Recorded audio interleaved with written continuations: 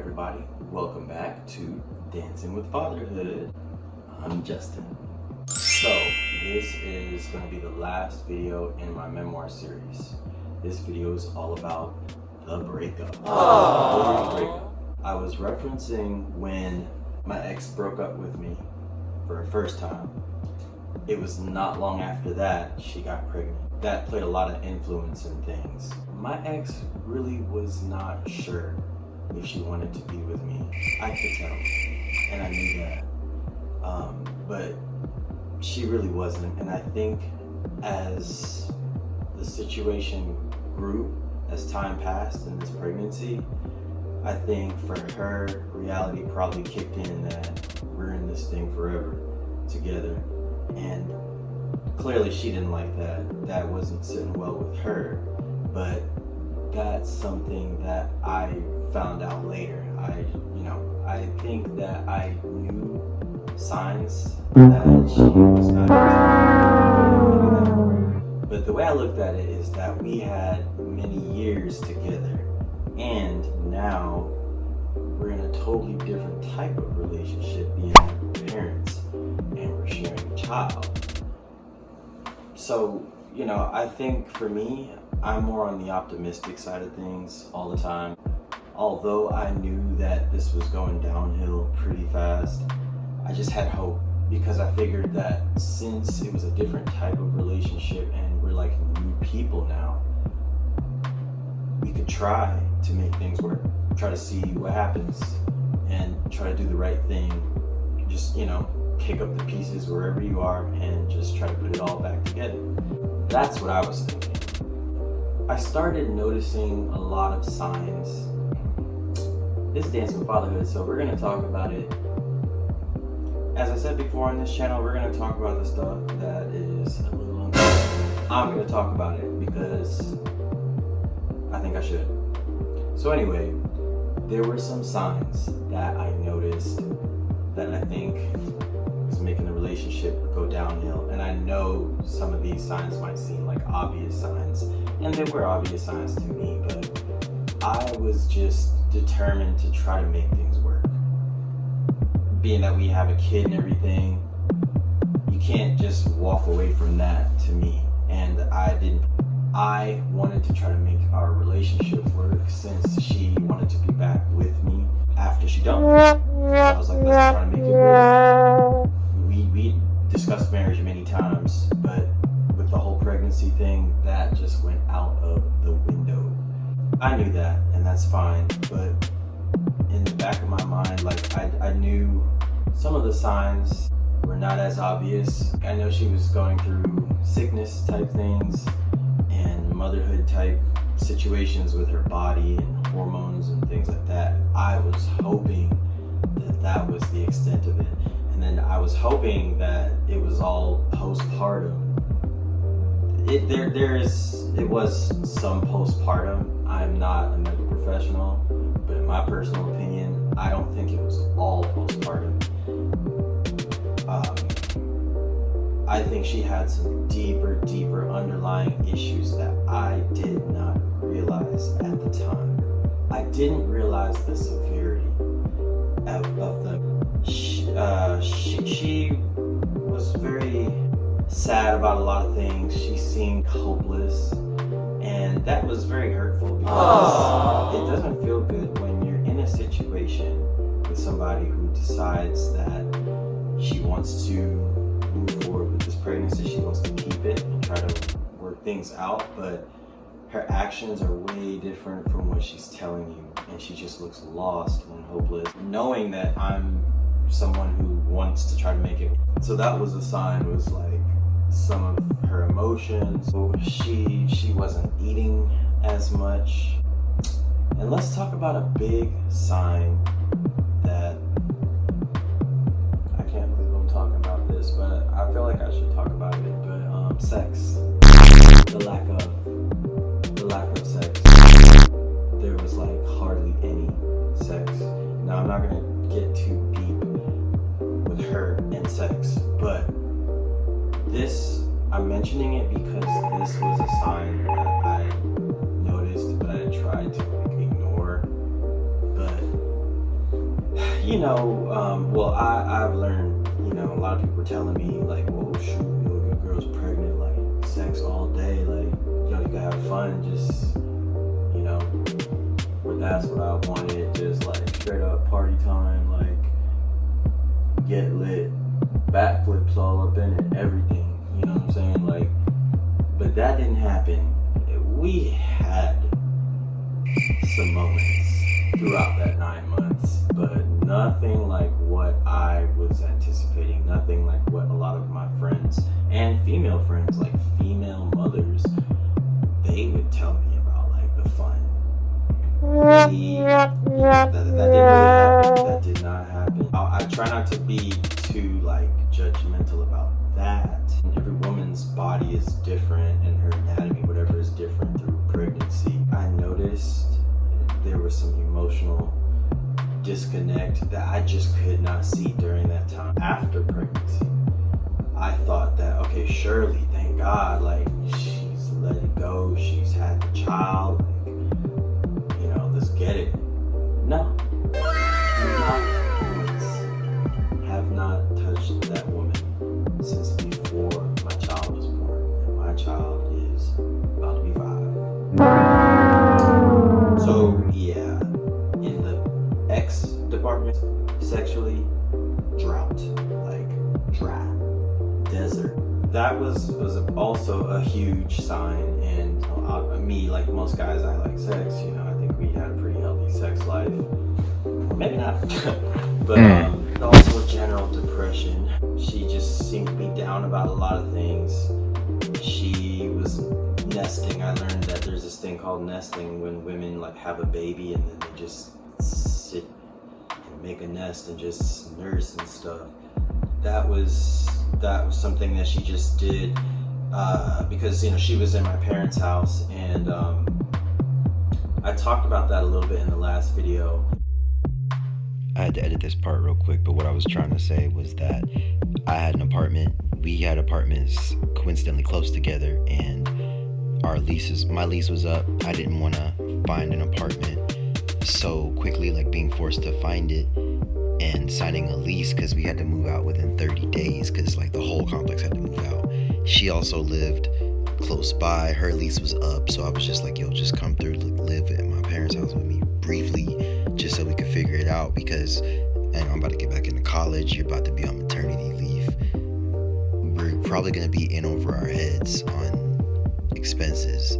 So, like, let's just take it easy real quick, figure this out, and then we'll go get a place. Do it that fast. I think, I'm getting acclimated to, like, student life after such a long break, and we're both trying to figure out parenthood. So I just feel like, let's just kick it at my parents' house for a couple months, just till you figure out what to do, till you get a little bit comfortable, and then we'll leave. We'll get a place.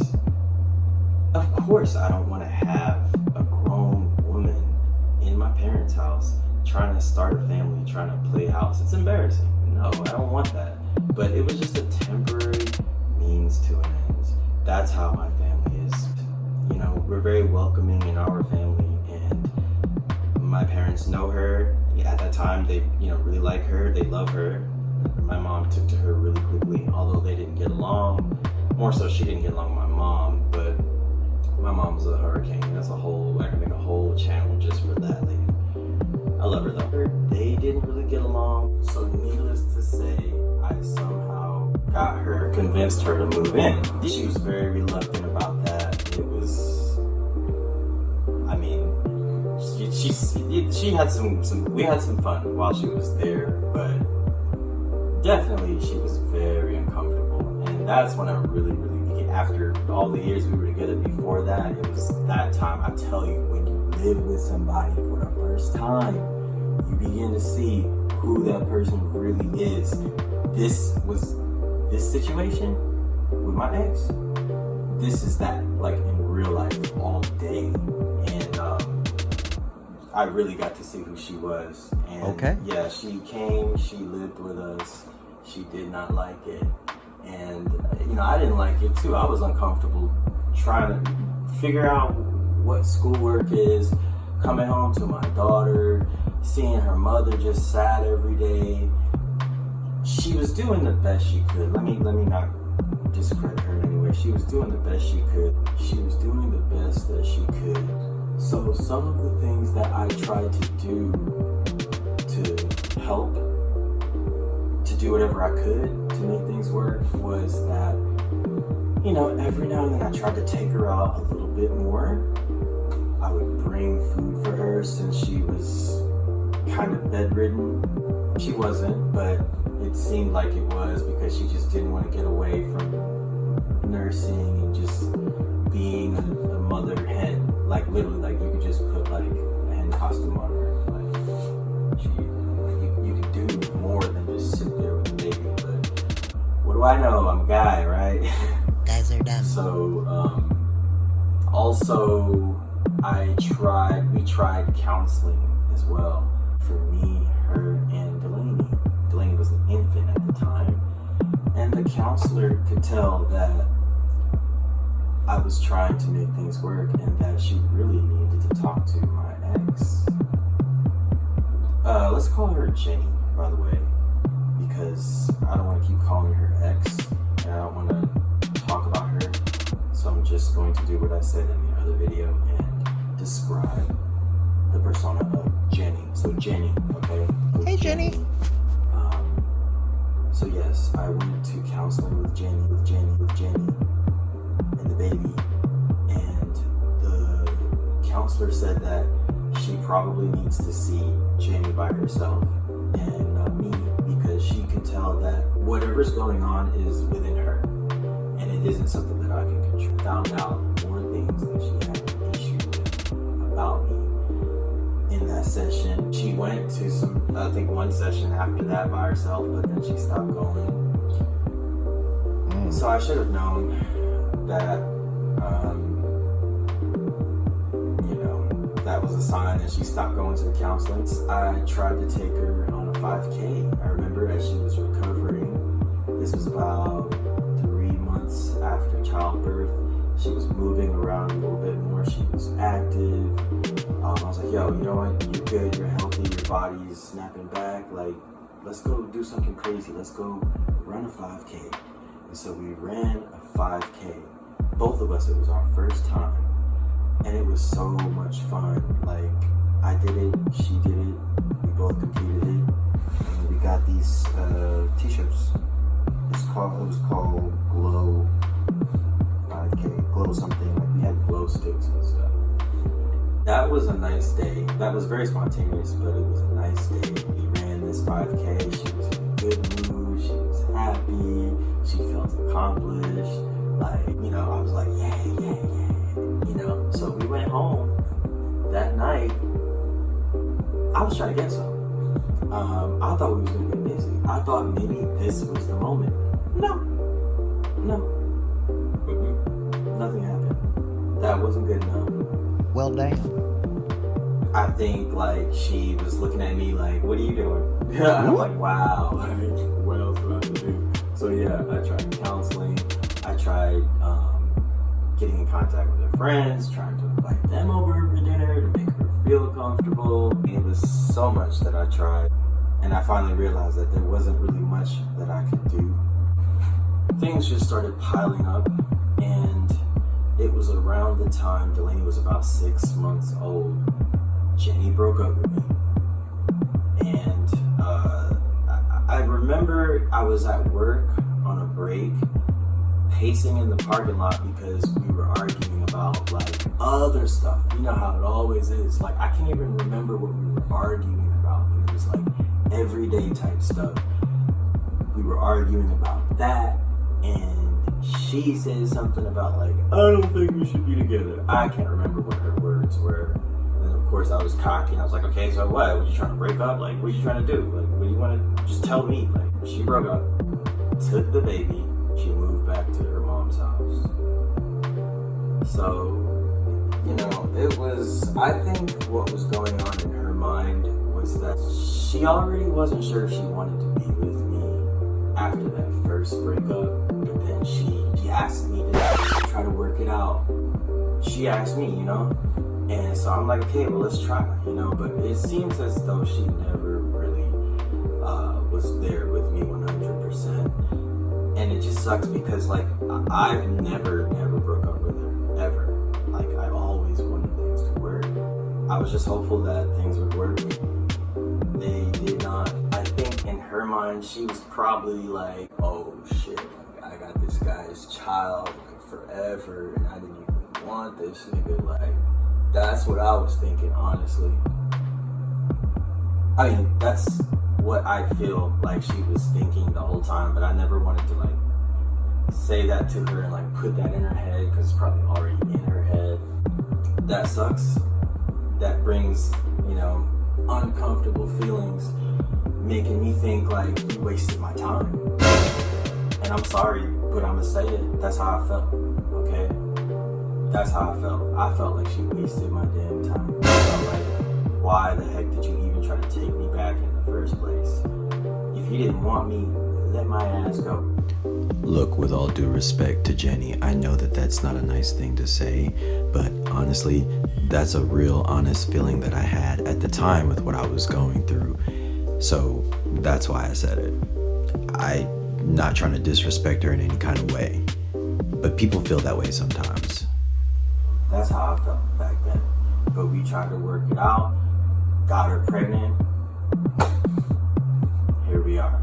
Yeah, it makes you have these thoughts, see, and I don't hear people say these kind of words, but yeah, it makes you wish you never met that person. I'ma say it. That's how I felt. I don't exactly feel that way now. I've gotten over those really strong emotions, but this is a memoir, and we going back in time. So that's how I felt at the time. Our personalities are very different. We think very oppositely in many ways, and now this leads us to the beginning of the present. So there have been many experiences that have happened this whole time since she broke up with me, and so basically my child's whole life, basically from 6 months to the present, is how long we've not been together. So she's 4.5, so about 4 years. So that pretty much leads us to all the other things that have happened. So I will talk about those in the future. So anyway, that was a long one. And let me know what you think. Tell me about it. Let me get your opinion. Like the video and subscribe. Thanks.